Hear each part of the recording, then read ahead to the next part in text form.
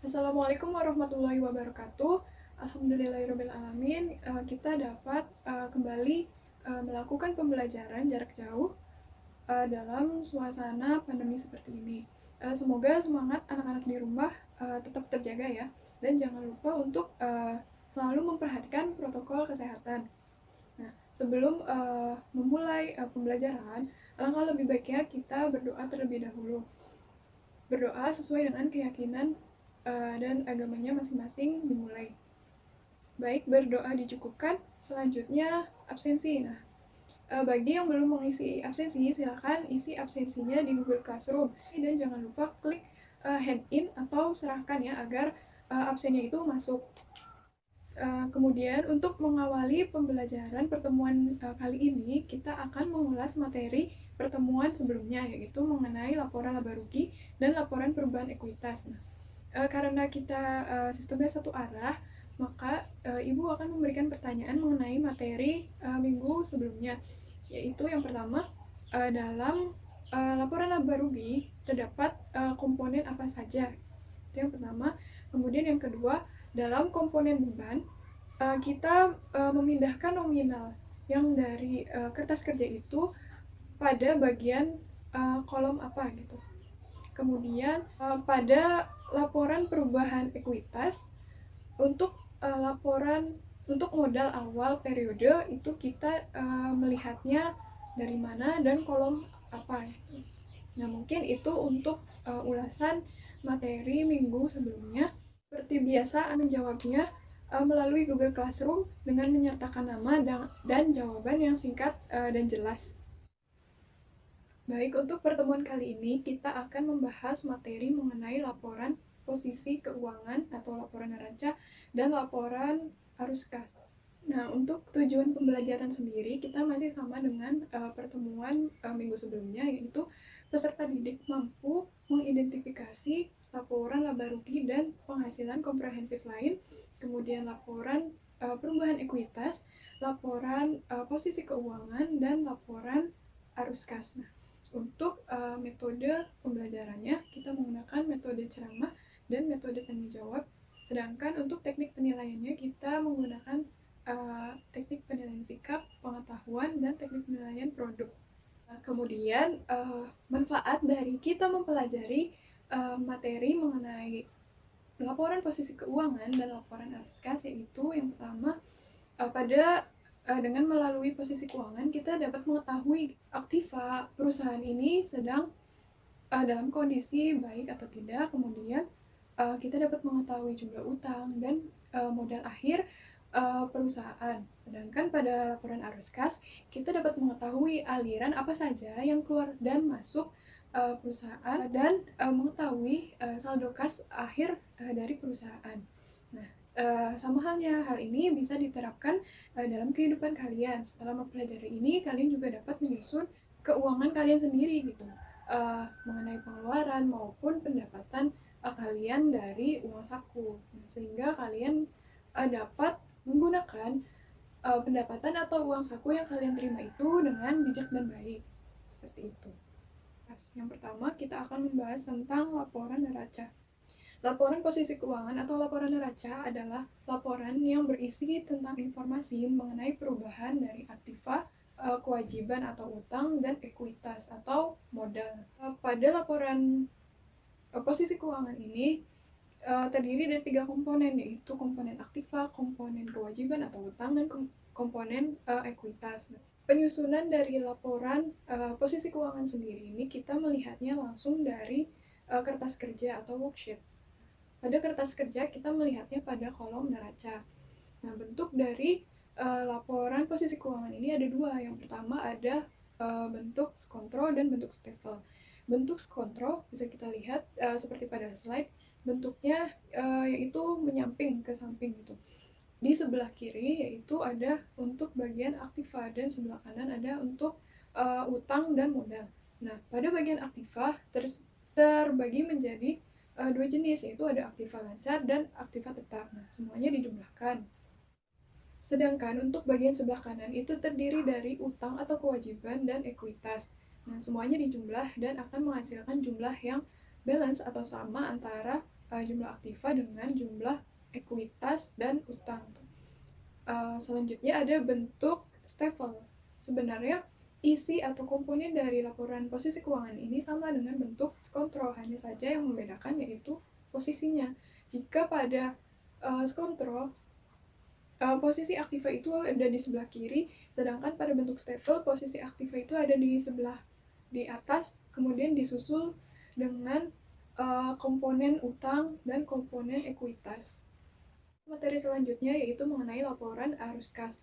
Laporan arus kas adalah laporan yang berisi mengenai informasi mengenai pengeluaran dan penerimaan pada perusahaan pada periode tertentu.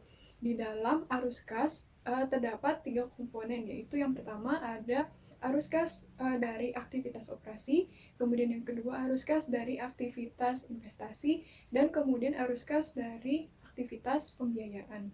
Untuk komponen yang pertama yaitu arus kas dari aktivitas operasi biasanya terdiri atas utang maupun pembayaran gaji dan beban-beban operasi lainnya. Kemudian untuk bagian yang kedua yaitu arus kas dari aktivitas investasi. Nah, biasanya pada bagian ini berhubungan dengan perolehan atau pembelian atau penjualan aktiva tetap. Selanjutnya, untuk bagian yang ketiga yaitu arus kas dari aktivitas pembiayaan. Di komponen ini biasanya berhubungan dengan investasi, yaitu seperti penanaman modal awal oleh pemilik perusahaan ataupun penambahan modal yang berasal dari pinjaman bank. Selanjutnya yaitu mengenai metode penyusunan laporan arus kas. Terdapat 2 metode dalam menyusun arus kas. Yang pertama yaitu metode langsung dan yang kedua metode tidak langsung. Pertama, untuk metode langsung, proses penyusunan dari laporan arus kas ini dilakukan dengan melihat atau berdasarkan buku kas. Dalam metode langsung ini terdapat 2 komponen, yaitu ada komponen penerimaan dan pengeluaran pada bagian arus kas dari aktivitas operasi. Nah, kemudian dilanjutkan dengan bagian yang kedua dan ketiga yaitu arus kas dari aktivitas investasi dan arus kas dari aktivitas pembiayaan. Nah, metode langsung ini sangat cocok digunakan oleh perusahaan yang menggunakan metode pencatatan akuntansi berdasarkan cash basis. Nah, untuk susunannya pada bagian arus kas dari aktivitas operasi itu terdapat penerimaan dan pengeluaran. Nah, penerimaan ini biasanya berupa pendapatan dan piutang. Kemudian pengeluaran ini biasanya berupa pembayaran utang maupun beban-beban operasi. Nah, kemudian untuk bagian kedua yaitu arus kas dari aktivitas investasi. Biasanya terdiri dari pembelian atau penjualan aktiva tetap. Nah, yang selanjutnya yaitu arus kas dari aktivitas pembiayaan. Biasanya berisi mengenai modal awal maupun pinjaman modal dari bank. Selanjutnya ada saldo pada periode 1 Desember, yaitu biasanya kita lihat pada neraca awal gitu, neraca awal pada awal bulan. Kita masukkan saldonya, kemudian kita hitung jumlah dari arus kas ini. Nah, jumlah dari arus kas ini harus sama dengan jumlah pada saldo akhir akun kas di buku besar. Baik, selanjutnya untuk metode yang kedua yaitu metode tidak langsung. Pada metode tidak langsung ini penyusunan dari laporan arus kas itu sendiri kita melihat pada laporan laba rugi dan kertas kerja atau worksheet. Nah, pada bagian kertas kerja kita melihatnya pada kolom neraca. Untuk metode penyusunan arus kas dengan menggunakan metode tidak langsung ini biasanya digunakan oleh perusahaan yang pencatatan akuntansinya yaitu berdasarkan atau berbasis akrual atau accrual basis. Komponen atau susunannya sebenarnya sama dengan metode langsung, yang membedakan yaitu pada arus kas dari aktivitas operasi. Nah, pada metode langsung, pada bagian arus kas dari aktivitas operasi ini terdiri dari penerimaan dan pengeluaran, sedangkan pada metode tidak langsung ini dengan melihat kertas kerja kita menyusunnya, yaitu yang pertama ada laba bersih sebelum pajak. Nah, kita dapat melihatnya pada kertas kerja atau laporan laba rugi. Kemudian komponen yang selanjutnya yaitu mengenai piutang, kemudian sewa dibayar di muka, iklan dibayar di muka, beban-beban yang dibayar di muka. Dan selanjutnya yaitu akumulasi penyusutan, kemudian utang usaha, utang beban. Kita juga masukkan dalam bagian arus kas dari aktivitas operasi. Nah, untuk bagian kedua dan ketiga yaitu bagian arus kas dari aktivitas investasi dan arus kas dari aktivitas pembiayaan, itu komponennya sama saja dengan metode langsung. Nah, setelah semuanya kita susun, selanjutnya kita jumlahkan hingga menjadi saldo akhir 31 Desember. Nah, pada jumlah arus kas ini harus sama dengan jumlah atau saldo yang ada pada buku besar per 31 Desember. Selanjutnya, agar kalian lebih memahami mengenai materi dari laporan posisi keuangan dan laporan arus kas, Ibu akan memberikan contoh soalnya. Nah, di sini sudah ada kertas kerja dari PT Mercubuana. Pertama-tama kita menyusun bentuk atau formatan dari laporan posisi keuangan. Yang pertama ada nama PT, kemudian nama laporannya, dan periodenya. Baik, untuk komponen yang pertama kita susun adalah aktiva. Nah, penggolongan aktiva ini ada dua, yaitu aktiva lancar dan aktiva tetap. Untuk aktiva lancar terdiri dari kas, piutang, perlengkapan, sewa dibayar di muka, iklan dibayar di muka, asuransi, dan kemudian total aktiva lancar. Nah, untuk nominalnya kita pindahkan dari kolom neraca. Nah, untuk kas ada 190.429.000.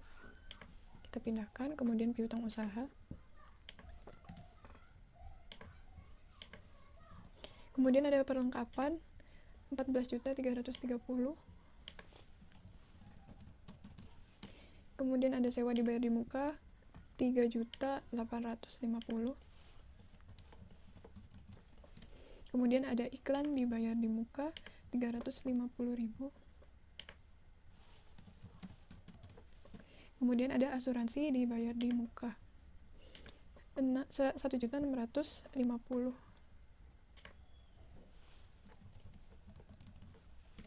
Nah, semuanya kita jumlahkan dan akan menjadi total aktiva lancar. Nah, kita letakkan sebelah sini. Kemudian selanjutnya kita susun penggolongan aktiva tetap. Nah, yang pertama ada peralatan. Kita lihat pada kolom neraca juga ada 125 juta. Kita pindahkan. Kemudian akumulasi penyusutan peralatannya. Di kredit 25 juta ya. Nah, karena posisinya di kredit, maka kita jadikan sebagai pengurang gitu. Nah, 125 juta dikurangi 25 juta. Nah, untuk hasilnya yaitu total aktiva 100 juta, kemudian kita jumlahkan antara total aktiva lancar dan total aktiva tetap. Hasilnya 313.759.000. Nah, untuk selanjutnya ada pasiva. Nah, pasiva ini terdiri dari kewajiban dan modal.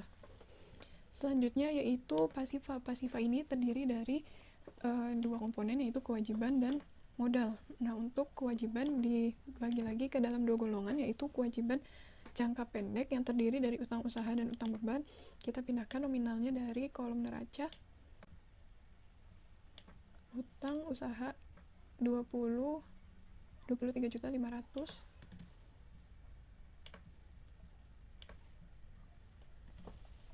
Kemudian utang beban ada 2.350. Kita pindahkan juga.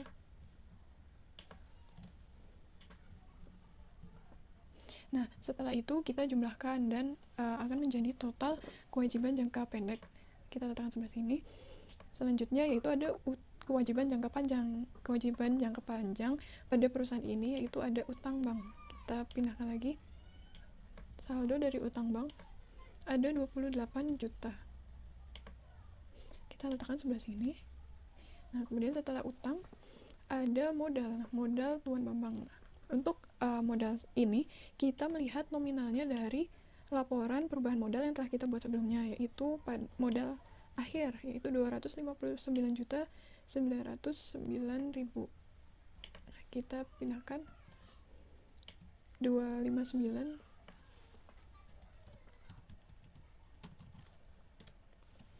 Nah, setelah itu kita jumlahkan dari kewajiban jangka pendek, kemudian kewajiban jangka panjang, dan modal akhir. Nah, maka hasilnya akan sama dengan total aktiva. Selanjutnya, kita akan menyusun arus kas. Pertama-tama, kita menyusun arus kas ini dengan metode langsung ya. Nah, pada metode langsung ini, bahan yang dibutuhkan yaitu buku besar akun kas, kemudian ada laporan neraca awal jika ada, dan neraca saldo, atau bisa juga laporan posisi keuangan yang telah kita buat sebelumnya. Nah, pada mercubuan ini tidak ada laporan neraca awal gitu, awal periode tidak ada. Maka yang kita butuhkan hanyalah buku besar dan pada laporan posisi keuangan. Nah, pertama-tama kita tulis dulu nama, kemudian nama perusahaan, apa laporan, kemudian periodenya. Nah, untuk yang komponen pertama yaitu ada arus kas dari aktivitas operasional. Dalam metode langsung ada bagian penerimaan dan pengeluaran. Nah, untuk penerimaan kita lihat dari buku besar kas. Nah, penerimaan ini Ibu sudah tandai dengan warna biru dan hijau. Biru untuk penerimaan jasa dan hijau untuk penerimaan piutang. Nah, untuk penerimaan jasa tunai ini kita jumlahkan. Nah, yang hijau ini ya. Yang biru ini, maaf. Nah, kita jumlahkan 44.500.000, kemudian 2 juta, kemudian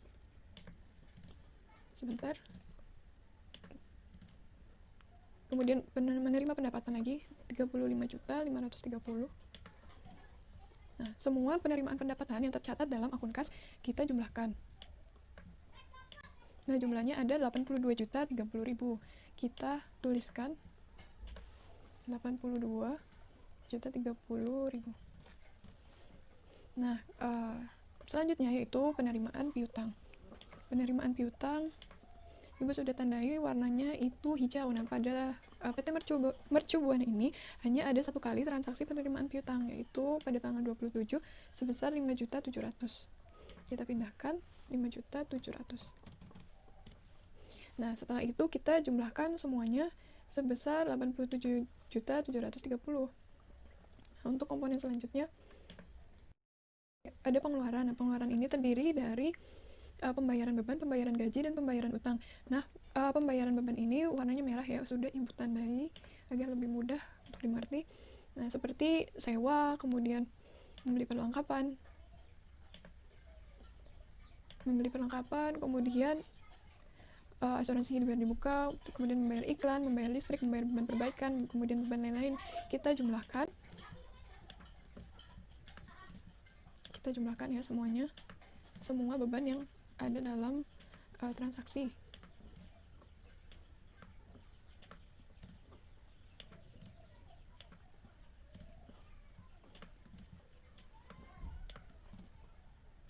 Nah, jika sudah, kita jumlahkan.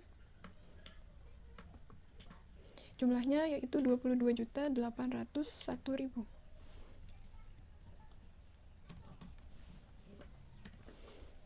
Kemudian ada pembayaran gaji. Nah, pembayaran gaji dalam transaksi ini berwarna abu-abu.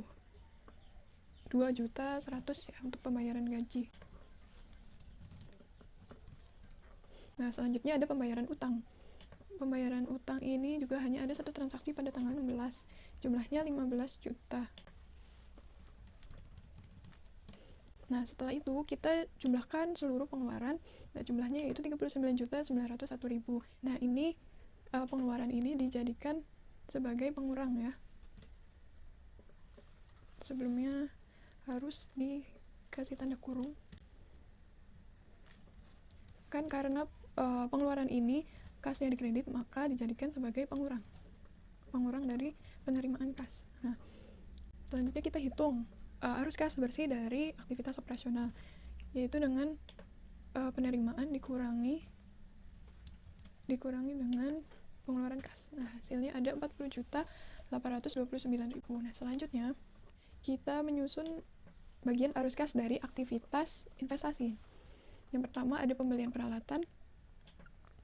Ini 35.500.000. Kita pindahkan. 35.500.000 karena tidak ada transaksi lain dalam investasi, hanya satu, maka kita pindahkan juga ke arus kas bersih dari aktivitas investasi ya, sebelah sini. Kemudian selanjutnya adalah komponen ketiga, yaitu arus kas dari aktivitas pembiayaan. Nah, yang pertama ada investasi pemilik, yaitu modal awal, setoran modal 155 juta.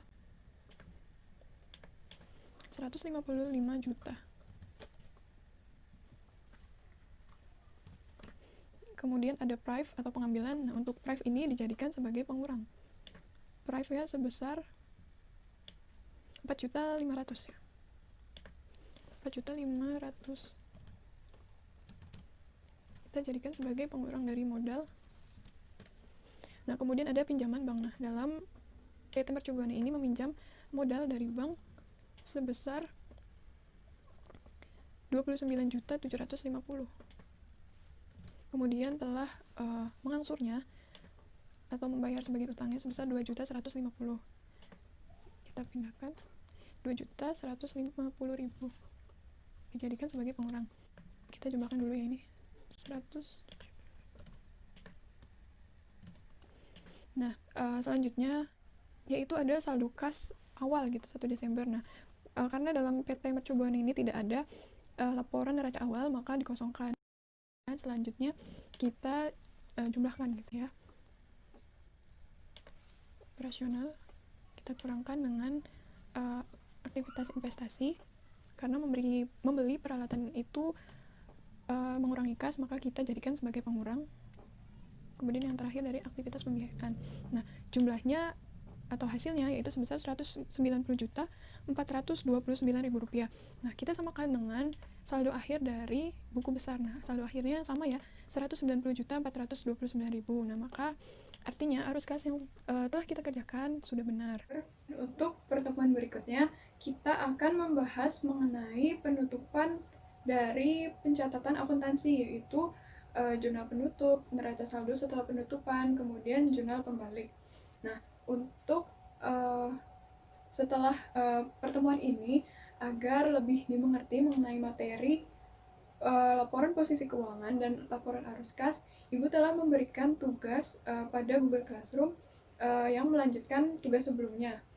Nah, untuk kali ini kalian ditugaskan untuk menyusun laporan posisi keuangan dan laporan arus kas. Baik, sekian materi yang dapat disampaikan. Apabila ada yang tidak dimengerti atau masih belum jelas mengenai penyusunan laporan posisi keuangan dan laporan arus kas, bisa ditanyakan melalui Google Classroom ya. Kemudian kesimpulannya dari materi ini adalah bahwa laporan posisi keuangan ini dilakukan untuk mengetahui perubahan dari komponen aktiva, komponen utang, dan komponen modal. Sedangkan arus kas sendiri merupakan laporan yang berisi penerimaan dan pengeluaran kas perusahaan pada suatu periode akuntansi tertentu. Baik, dicukupkan untuk pertemuan hari ini. Wabillahi taufiq wal hidayah. Wassalamualaikum warahmatullahi wabarakatuh.